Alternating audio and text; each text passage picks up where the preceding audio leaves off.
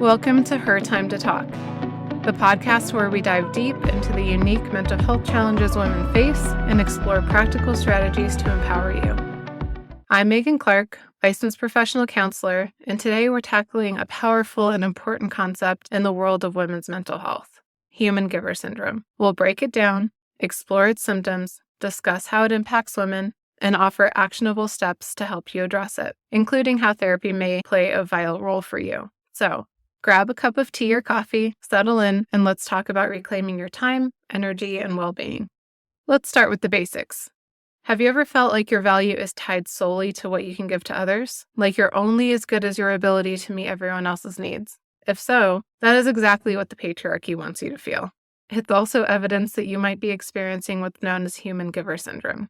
This term was first introduced by philosopher Kate Manne in her book titled Down Girl, The Logic of Misogyny, in which she describes the societal expectation that women, far more than men, are obligated to fulfill the role of caretakers, nurturers, and ultimately the givers of the world.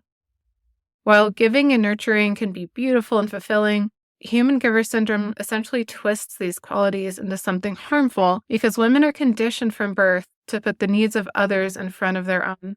Not only does this leave women with unmet needs, it leaves us feeling guilty and shameful when we dare to take time for self-care or spend things like time or money on ourselves. Does any of this sound familiar? When women are socialized to believe that their worth depends on how much they sacrifice for others, we develop a mindset that leads to exhaustion, resentment, and even a loss of self. We see this all the time in our clients that come to Her Time Therapy for support. It's pervasive. And these struggles show up in all domains of your life, from the workplace to your relationships, and even in the relationship that you have with yourself. So, how do you know if you're experiencing human giver syndrome? Well, let's go through some common signs. Number 1, you feel that women's guilt, overwhelming guilt that pops up anytime that you take time for yourself. Even if it's something simple, like getting a full night's rest or saying no to taking on yet another responsibility. Even if you know it's important to say no and you're overextending yourself by saying yes, there's still that little feeling of guilt that creeps up that frankly drains our mental and emotional energy. You may also notice yourself having difficulty setting boundaries. Are you hesitant to assist your own self and cater to your needs because you have this feeling that doing so would be selfish or even cold or unkind? This can often come up, and we hear this a lot with women learning to set boundaries for some of the first time. They may feel cold and shameful because we have been conditioned to feel that setting boundaries is not a good thing because it makes other people unhappy with us. And unfortunately, that is sometimes a consequence of some really good boundary setting. Those that are benefiting from us not having boundaries are not going to necessarily be happy when we set the boundaries we need to feel good. You may also be experiencing chronic burnout.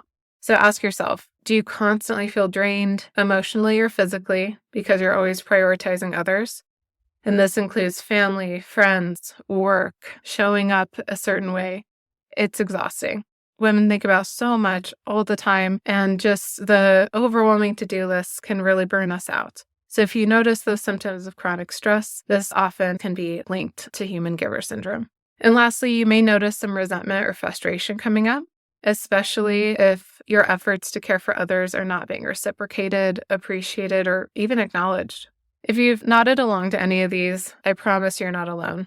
These are common experiences, especially for women juggling careers, caregiving, relationships, and just all the societal pressures we face.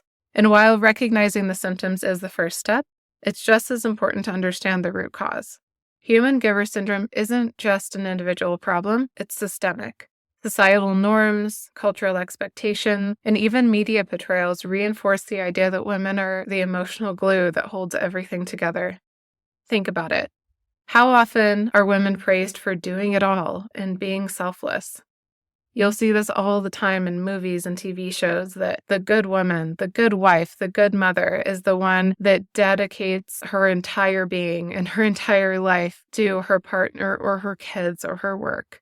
It's always about pouring outward. And while these qualities can be admirable, they're often celebrated at the expense of women's mental and physical health.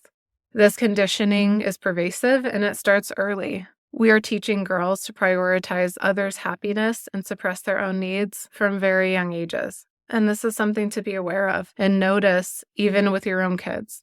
Studies show that women perform the majority of unpaid caregiving work worldwide, from childcare to elder care. And while caregiving can be rewarding to us because we are doing something that we feel passionate about and that we feel like is important, it often comes at the cost of our personal well-being, especially when societal support systems like childcare is lacking. And it's not just about caregiving. Even in professional settings, women are more likely to take on what's called invisible labor. Things like managing the household, managing everyone's schedule, making appointments, monitoring team morale or family morale at different events, maybe even organizing those events, making all the holiday magic happen. All of these tasks that are behind the scene are essential, but they are often deemed women's work that is undervalued and unacknowledged. And all of this has real consequences for women's mental health. Human giver syndrome can lead to things like chronic stress, anxiety and depression, and also a lot of physical health issues. Things like headaches, fatigue, weakened immune systems, unexplained chronic pain and illnesses can often be tied back to human giver syndrome and all that it takes from us. But here's the good news. You can start to break free from this cycle, and it starts with awareness as well as small intentional changes, including helping others in our life be reciprocal in caring for one another. So let's talk about how. The first step to overcoming human giver syndrome is challenging the narrative that your worth is completely tied to your self-sacrifice. Let's dive into some actionable steps you can take. Number 1, let's practice redefining your worth. We got to remind ourselves that our value is not based on what we do for others.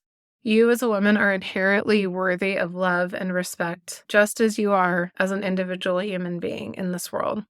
Number 2, we need to practice setting boundaries and identifying where those boundaries need to be set and how to hold them.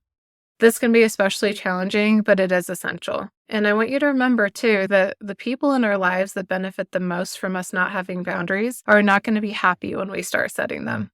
And that's okay. That can actually be a sign of progress that others are not completely thrilled with us prioritizing ourselves and setting the boundaries we need to be healthy and really retain our peace and redirect our energy to where it needs to be. So start small by saying no to maybe one thing a week that feels like it's an unnecessary drain on your energy, or saying no to making a decision that is really not something that has to be on your shoulders each week. You can practice saying no. For example, you could tell someone that is trying to give you another task to add to your plate, you know what, I would love to help, but I simply can't take that on right now. Remember, no can be a complete answer. Number 3, we need to do a better job at prioritizing our own self-care, because self-care is not selfish, it's actually survival. And when we're talking about self-care, we are talking about things like taking a walk, journaling, spending time with supportive friends, and carving just a little alone time out from each day for ourselves. But it's also the type of self-care that is maybe not so obvious or so fun. Things like practicing good financial self-care, increasing our financial literacy, engaging in medical appointments and checkups that we have been putting off for ourselves. Some of the less glamorous self-care is sometimes the most important. Number 4, we want to work on reclaiming our joy. So ask yourself, what activities light you up? And in what way can you reconnect with those hobbies or passions that have taken a back seat to things like caregiving and work? Oftentimes we'll have clients come into her time and we'll ask them that question of what activities light you up, what brings you joy, and they have no idea. Because they are so deep into human giver syndrome that they have lost touch with themselves. And so much of their time in their life is spent pouring outward that they have kind of lost touch with what they actually enjoy and what they would like to spend their time on if they had free time to spend on themselves. So at this level, we may need to just start trying new things again and experimenting with things that could possibly bring you joy so that you can kind of get reoriented with yourself and your joy center. Lastly, it's really important to seek support and create an empowering community around you that is also on this journey and is supportive of what you're doing with this work. Breaking free from human giver syndrome isn't something that you have to do alone. And if you feel like you are alone in that, and there's really not people in your life that get it and support you in this journey, therapy can be a good place to turn to. Whether it's individual counseling with a feminist-oriented therapist who really pushes your personal growth and empowerment, or it could be working with support groups where you get to connect with another circle of women that are also on this journey and doing this work. There's a lot of different ways that therapists can help you build that community and learn how to connect with others that are going to be supportive to your journey rather than also kind of becoming another drain on your mental and emotional energy. A skilled therapist can really do some great work with you and helping you to identify where negative patterns started, especially patterns of guilt and shame that are some hallmark symptoms of human giver syndrome. Once we've identified these patterns and how it's showing up for us, we get to work through challenging some unhelpful belief systems and really re-engaging in our own lives to build strategies that work for us to build positive change. At Her Time Therapy, we specialize in helping women navigate their unique mental health challenges, and our approach is compassionate, empowering, and tailored to your unique needs. So whether you're struggling with symptoms of human giver syndrome like burnout, anxiety, or boundary setting, we are here to help. We've been there. We are a group of women supporting women in this work, so we really do get it. We're here for more than just solving problems. Therapy is really all about creating the life you deserve. So imagine feeling lighter, more confident, and more free to prioritize your own well-being without all the guilt.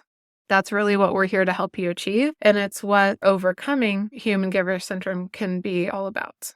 That's all for today's episode of Her Time to Talk. Thank you so much for joining us as we explored human giver syndrome, its impact on women's mental health, and practical steps for breaking free.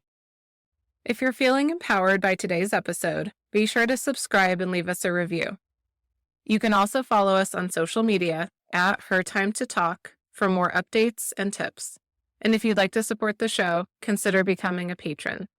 If you're ready to take the next step in your mental health journey, visit hertimetherapy.com and schedule a free consultation with one of our therapists. Thank you for taking the time to talk today. Remember, your story matters, your voice is powerful, and your mental health is worth prioritizing. Until next time, take care of yourself. This is your time. The information shared on this podcast is not intended to be personal mental health advice, and listening to this podcast does not create a therapeutic relationship between the listener and the therapist featured on this podcast. We encourage listeners to engage with a licensed therapist for personalized mental health treatment and advice.